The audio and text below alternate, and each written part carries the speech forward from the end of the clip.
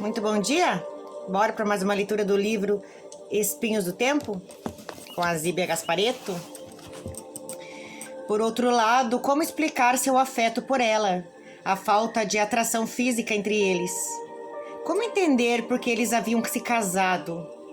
A explicação dos espíritos era a única que respondia a todas as indagações. Se Maria Antônia houvesse sido sua filha, abandonada e se tornado uma mulher devassa, como eles afirmavam, por certo não teria ainda condições morais para entender certos valores da vida. Eduardo teria razão? Esse amor para ela significaria uma sensibilização? Menelau remexeu-se na cama inquieto. Era-lhe muito difícil aceitar isso. De repente lembrou-se, ele havia feito a mesma coisa. Entregara-se ao amor de Maria José sem pensar na honra de ninguém, do irmão doente, da esposa, dos sobrinhos. Esse amor era para ele sagrado, puro. O que sentia pela cunhada era um amor verdadeiro, por certo diferente das aventuras da corte onde Maria Antônia se perdera.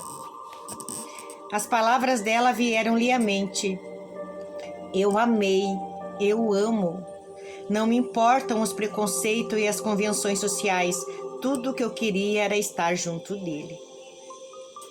Ela não tivera pudor em dizer o que sentia. Estaria amando de verdade? Seria seu amor tão grande quanto o dele por Maria José? Levantou-se inquieto, deu alguns passos pelo quarto de um lado para o outro. Depois sentou-se em uma poltrona, passando a mão pelos cabelos, como afastar a preocupação. Não se julgava culpado por amar Maria José. Ele renunciara a isso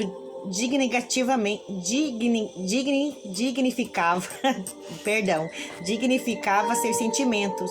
Ela, porém, fora abandonada, queria segui-lo de qualquer jeito. Fora-lhe difícil renunciar ao amor de Maria José. Maria Antônia não possuía forças para isso. Deveria culpá-la? Para ela, seu drama, sua paixão, sua dor eram mais importantes do que sua posição, seu nome, sua condição de mulher casada e honesta. Se ele quisesse, ela o acompanharia. Como sempre, ela só pensava em si mesma, em satisfazer seus desejos, sem se importar com o resto. Só que ele se esquece que ele fez a mesma coisa na outra encarnação. Ele também largou tudo para ficar com a mulher que ele amava, né? Maria Antônia só não largou tudo porque o rapaz não quis ela, mas se quisesse ela teria feito, da mesma forma que Menelau fez, né? Na outra encarnação. Mas ele não lembra disso, né? Menelau pensou em Maria José, não fora egoísmo da sua parte amá-la, entregar-se a esse amor e satisfação dos seus sentimentos, sem se importar com o irmão doente e indefeso?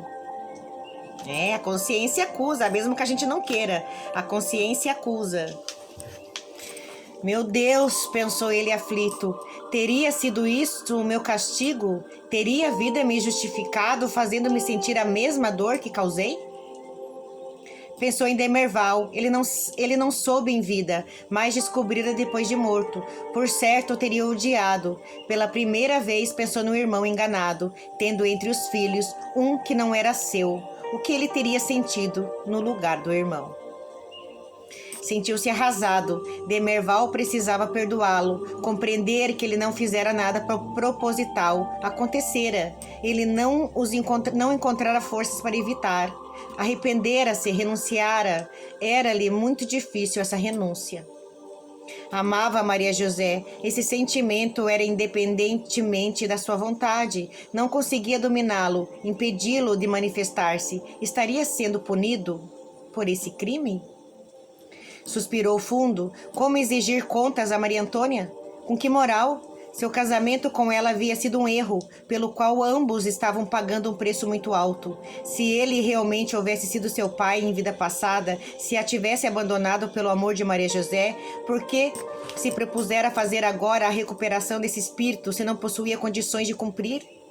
Se ele mesmo ainda precisava de apoio, perdão, ajuda? Não fora muita pretensão da sua parte pensar que pudesse ajudar a elevar aquela alma? Que ele já possuísse condições para ampará-la, quando ele mesmo ainda se sentia derrotado, fracassado, sem moral, sem dignidade?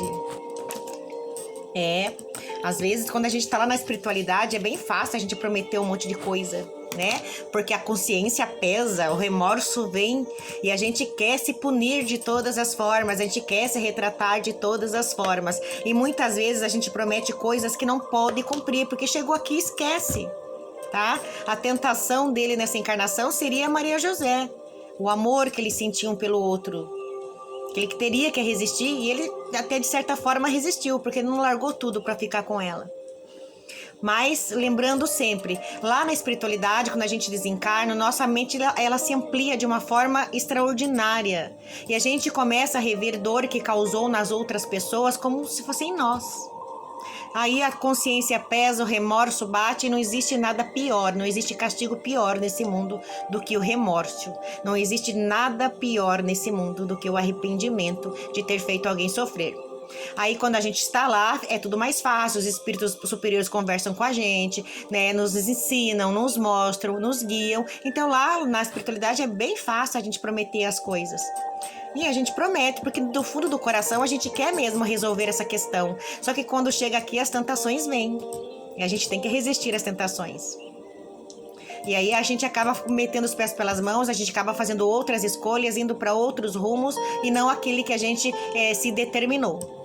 Então é por isso que muitas vezes as pessoas nessa encarnação, elas tiram a própria vida.